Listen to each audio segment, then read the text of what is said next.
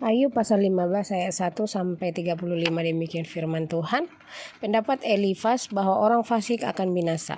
Lalu Elifas orang teman menjawab, apakah orang yang berhikmat menjawab dengan pengetahuan kosong dan mengisi dirinya dengan angin?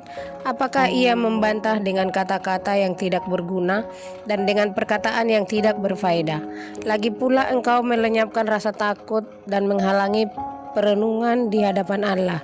Kesalahanmu lah yang mengejar mulutmu, dan bahasa orang licik kau pilih. Mulutmu sendirilah yang mempermasalahkan engkau, bukan aku. Bibirmu sendiri bersaksi menentang engkau. Apakah engkau dilahirkan sebagai manusia pertama atau dijadikan sebelum bukit-bukit? Apakah engkau takut mendengarkan di dalam musyawarah Allah dan meraih hikmat hanya bagi dirimu? Apa yang kau ketahui yang tidak kami ketahui? Apa yang kau mengerti yang tidak jelas bagi kami? Di antara kami juga ada orang yang beruban dan lanjut usia, yang lebih tua umurnya daripada ayahmu. Kurangkah bagimu penghiburan Allah dan perkataan lemah lembut kepadamu? Mengapa engkau dihanyutkan oleh perasaan hatimu, dan mengapa matamu menyala-nyala sehingga engkau mengalihkan kemarahanmu kepada Allah dan mulutmu mengeluarkan perkataan seperti itu?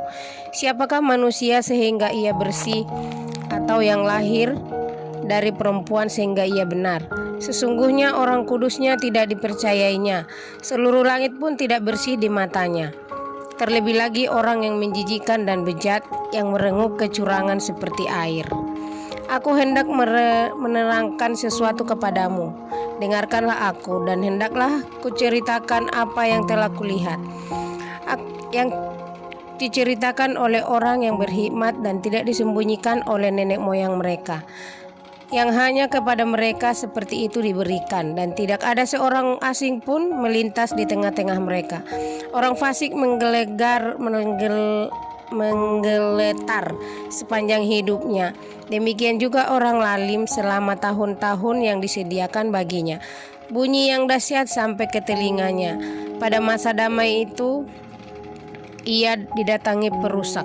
Ia tidak percaya bahwa ia akan kembali dari kegelapan. Ia sudah ditentukan untuk dimakan pedang. Ia mengembara untuk mencari makan entah kemana. Ia tahu bahwa hari kegelapan siap menantikan dia. Ia dibuat takut oleh kesesakan dan kesempitan, yang menguasainya laksana raja yang siap menyergap. Karena ia telah mengulurkan tangannya melawan Allah dan berani menentang Yang Maha Kuasa. Dengan bertegang urat leher ia berlari menghadapi dia.